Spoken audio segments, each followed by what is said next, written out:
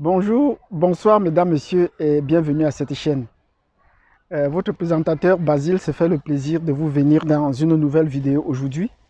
Et aujourd'hui, nous allons parler de quoi? Nous allons parler du parcours d'un immigrant au Canada, d'un immigrant africain.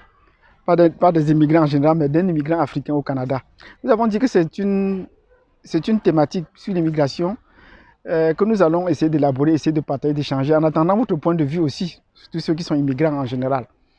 Au Canada, le Canada est un pays d'immigration récente, contrairement aux États-Unis. Les communautés ici sont encore en pleine construction. Et la communauté africaine paraît être la plus jeune. Parce que quand vous trouvez des Noirs ici, ils vont vous dire qu'ils sont là maximum depuis 15 ans. Au-delà de 35 ans, c'est rare. Donc voilà un peu le cheminement. Mais pour nous qui sommes récemment arrivés, moi je n'ai pas encore 10 ans ici, on a une certaine façon pour vous calibrer. Parce que généralement, quand vous rencontrez, quand vous venez d'Afrique et que vous rencontrez d'autres Noirs qui viennent des Antilles, des Jamaïcains, des Haïtiens, et que vous trouvez qu'il y a une certaine différence, il y a une certaine nuance entre vous, c'est lié au niveau mental.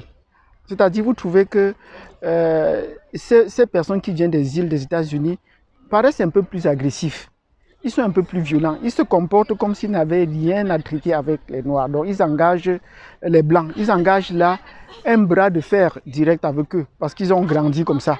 Ils ont grandi en sachant que la séparation existait.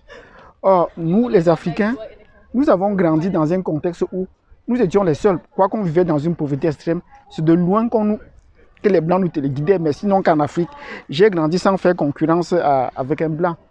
Donc mais je savais que j'avais seulement juste à travailler fort. Et c'est ça qui faisait donc ma force.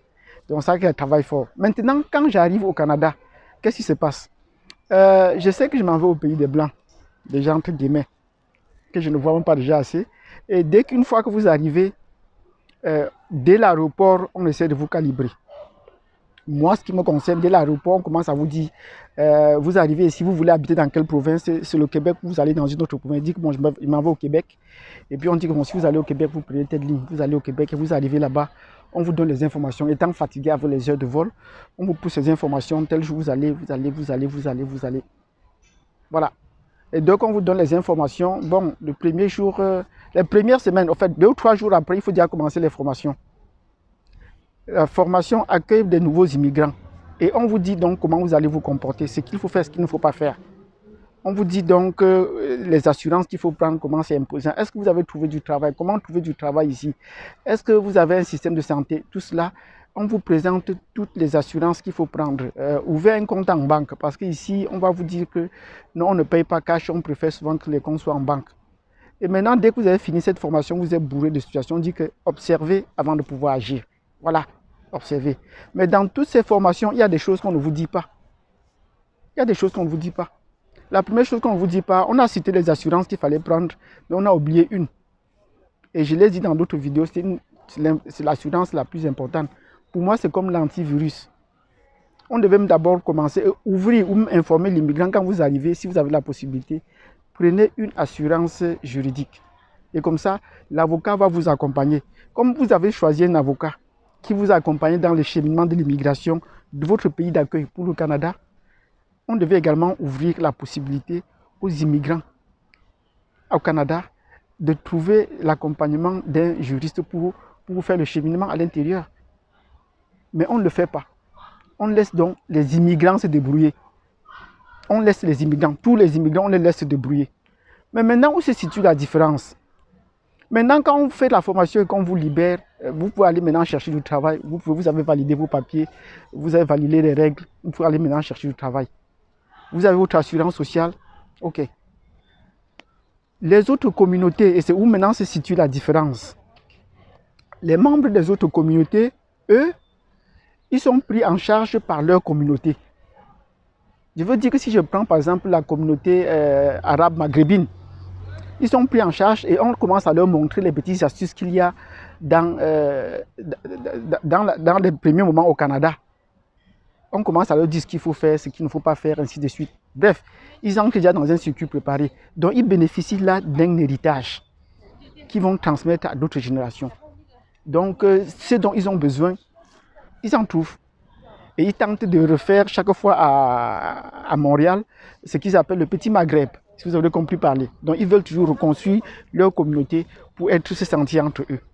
Maintenant, ça c'était juste pour le cas, la communauté asiatique, pareil.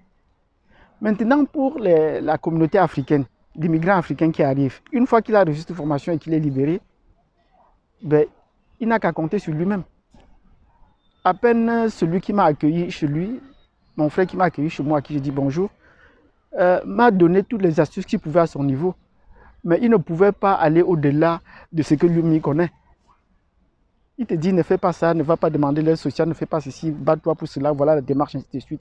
Il peut te donner tout cela, ben, il ne pouvait pas aller au-delà de ses connaissances, puisque toute la communauté a été formatée ainsi. Donc, voilà que le noir, maintenant, sur le terrain, doit se battre tout seul. Il doit se battre tout seul.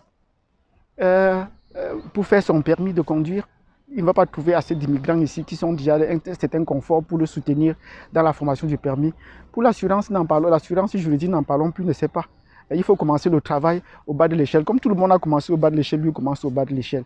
Or, les autres, comme ils bénéficient d'un héritage des aînés, ils vont commencer à faire l'allégation de leur diplôme, comme moi j'ai fait aussi. Ben, on va essayer de leur trouver des tâches, parce qu'ils vont trouver des aînés qui sont en des postes bien situés pour essayer de les accueillir, de les intégrer. Donc, on va aller trouver des tâches à un niveau supérieur. Or, vous allez commencer par porter les cartons, ainsi de suite, alors que lui, il se bat déjà pour les centres d'appel. Les premiers jours, les premières semaines, nous sommes arrivés, pendant qu'on fait la formation, il y avait certains d'entre nous qui étaient déjà dans les centres d'appel. Parce qu'il y avait déjà, ça ne peut être que des Maghrébins, ça ne peut pas être des Africains, des Noirs africains, ça ne peut être que des Maghrébins. Donc, ils se mettent au travail le matin, soit le soir, formation, ainsi de suite. Et ils ont validé leur module autant que vous. Voilà, ils n'ont pas perdu du temps. Même déjà dans leur pays d'accueil, ils savaient déjà comment ça fonctionnait parce qu'ils avaient une communauté sur place. Or, nous, les Africains, chaque génération doit bâtir son héritage, il a détruit avec elle, il a détruit au moment où elle disparaît. Voilà. Et nous souhaitons par cette plateforme que les Africains apprennent à bâtir leur héritage et à laisser et transmettre à leurs enfants. Commençons à partager déjà ces informations. Abonnez-vous à cette chaîne massivement. Transmettez l'information qu'il faut revoir, qu'il faut avoir son assurance juridique. Ça, c'est important. Partagez l'information. Ne gardons pas l'information pour nous. Partageons l'information. Donc, abonnez-vous, ça vous permet de voir les autres vidéos, de prendre des éléments donc, qui vous sont nécessaires, comme l'assurance juridique.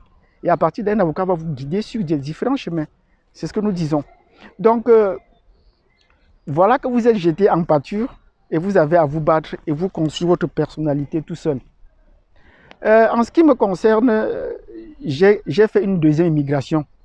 Étant dans l'inconfort à Montréal, au Québec, j'ai été dans l'inconfort et puis j'ai fait une deuxième immigration. J'ai fait une immigration interne. Je suis donc parti du Québec pour la Colombie-Britannique, la province du Québec pour la Colombie-Britannique. Donc je suis parti d'un extrême à l'autre, de la façade est à la façade ouest. Voilà à peu près mon parcours d'immigrant d'accueil ici.